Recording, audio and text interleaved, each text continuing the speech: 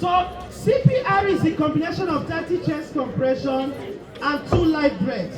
What we are trying to do here I'm trying to learn. is to manually compel the casualty's heart to do the good work. And what is the good work of the heart? Pumping blood. Ensuring Yes, that I'm every learning. part of the body gets oxygen-rich blood. For this casualty you see lying down here, the heart is not pumping blood again. It is your responsibility as first aiders, as first responders, to compel the heart to continue doing the good work. When you push like this, you are forcing the heart to release the blood it has on itself. It has trapped. When you kind of remove your hand, the heart recoils, trapping more blood. When you push again, it discharges the one it has trapped.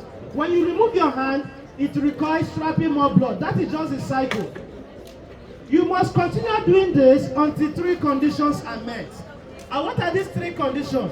1, when you get tired. You see this thing I'm doing here? This is energy sapping. What you see me trying to do here is energy sapping. It's very, very difficult to be able to compel the heart. And that is why most ladies, most especially, you hardly see ladies who can do this for 3 good cycles without getting tired. Men can try, but most times you hardly see any lady that can go for 3 cycles without getting tired. This is energy sapping. It is energy sapping. So, if you get tired, please hand over to somebody else. It's not a must that you must complete the 30 chest. You must bring the person back to consciousness. Somebody else can actually do that. If you get tired, regain some energy before you go back again. Another reason why you stop giving CPR is when you hand over to the superior authority, the doctors, the hospital, or whoever that is above a first aider. At that point, you're handing over to a superior being. You don't need to continue. The last reason that will make you to stop giving CPR is when the person shows you signs of life. When the person starts breathing, what that simply means is that the person is back to normal.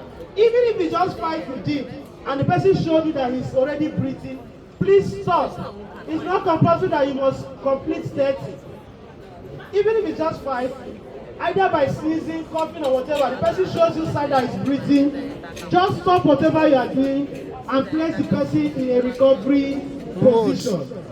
Okay, if I'm giving CPR and I want to be very, very effective, I don't prioritize bringing the person back to consciousness. That is not my priority. Why am I saying this? Some of us think that when you start giving CPR, the person must come back to consciousness. That is not always true.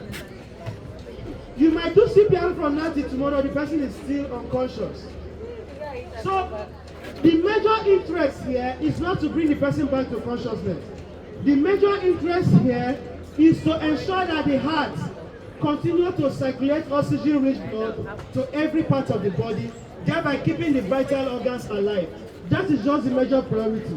So for that reason, we care less about bringing that person to consciousness.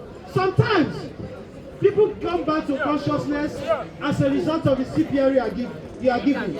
You might just notice the person will sneeze, cough, or show you sign of life. If that happens, praise the Lord. But for me, that is not the priority.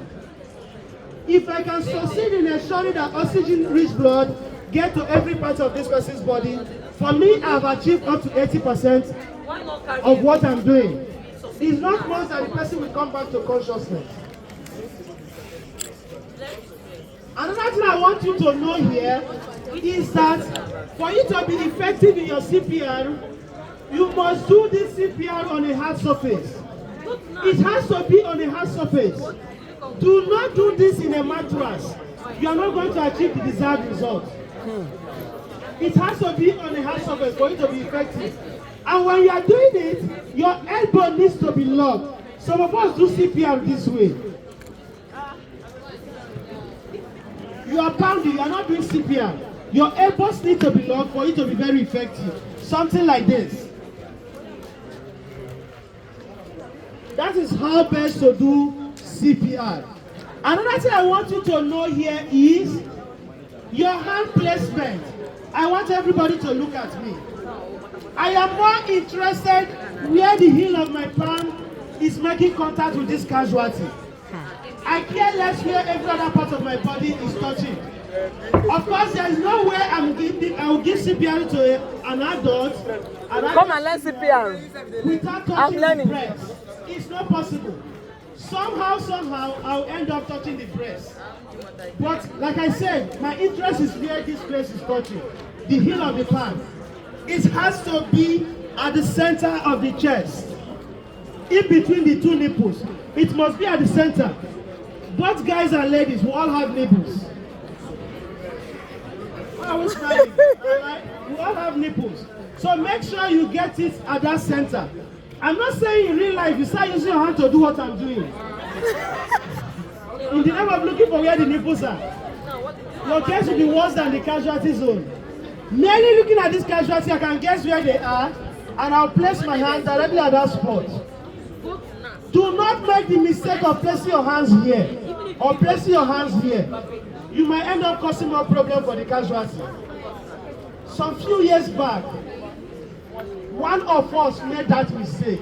Instead of placing the heel of his hand at the center of the chest, he went and placed it somewhere here. And he broke the xyphon. I'm sure you know what is the xyphon. If you look at human skeleton, there is this bone that stretches a little bit down this way. He broke that bone, and that bone went and slashed the casualty's liver. So this man was losing blood internally, unknowing to any of us.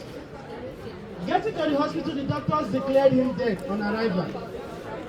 It was when the uncle came, he insisted on autopsy and all of that. That was when they found out the original cause of death, internal bleeding.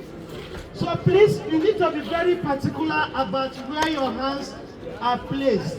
It's very, very important. Hand placing is very critical when you are doing CPR. So how do we place our hands? This here, like I said, you kneel down. Now, the most powerful of your hands should come first. Some of us are left-handed, while some of us are right-handed. If you are left-handed, let your left hand come first. If you are right-handed, your right hand should come first. Me, I'm left-handed. So my left hand will come first.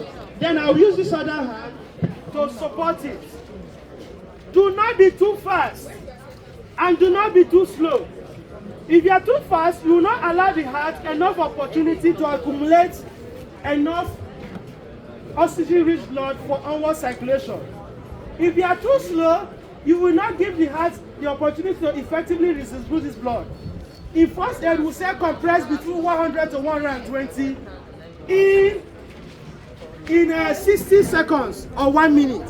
So let's go and see exactly how we do it. Remember, it must be 1/3 deep. You are compressing 1/3 deep. Woo. This is it.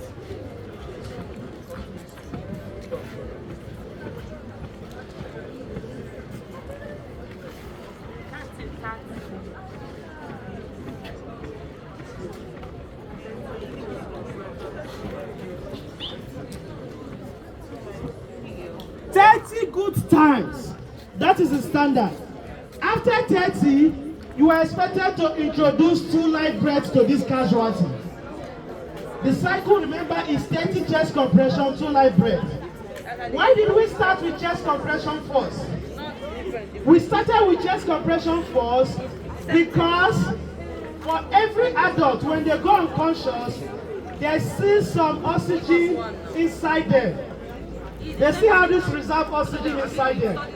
So our interest here is to get the heart to start using this reserve oxygen. But after 30 chest compression, it's assumed that the amount of oxygen must have depleted. Hence the need for you to kind of top up the oxygen. And that is why we are giving 2 light breaths. So how do we give these 2 light breaths? I will use my mouth, seal over the mouth of this casualty. Before I do that, I pinch the nose. But these days, I'm not going to encourage you to do that, so that you don't run a risk of infecting yourself or getting the person infected. In your first aid box, we have what we call the mouth shield. A good first aid must always have it. But even if you don't have it, you can improvise. Nothing stops me from getting this your manual, folding it very well, force it into his mouth, and blow air through this manual to get to the casualty. Something like this.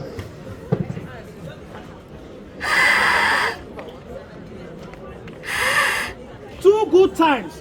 While you are blowing this air, you are pinching the nose so that the air doesn't escape from the nose. So after this, I will still go back again to check if this person has started breathing. Once I pick any of those signs that shows that this person is breathing now, I will stop at this point and place the casualty in a recovery position. If I don't get any of these signs, I will continue my CPR. 30 chest compression, 2 light breaths, until 3 conditions are met. Who can still remind us the 3 conditions? What are these 3 conditions that must be met for me to stop?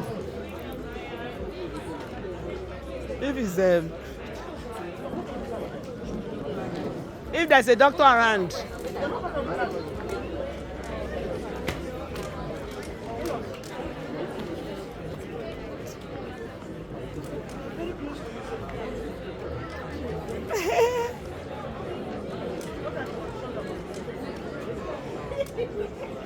If there's medical personnel.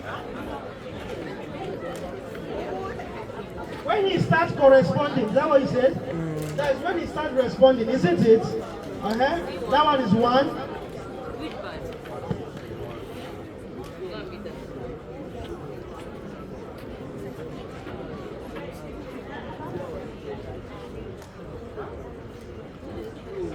No idea. Are you sitting very close to me? I was looking at those ones that are very close to me as the ones that are more serious. Hey! I said 1. Finish up the many 2. Let's see if you started responding now. 1.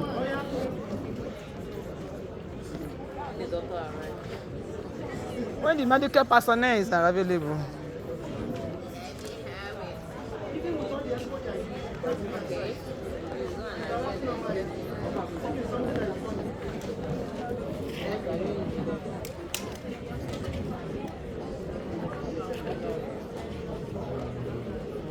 One of the conditions is that when the person responds, you stop. The next one, if you get a medical personnel, you stop, right? The last one is what?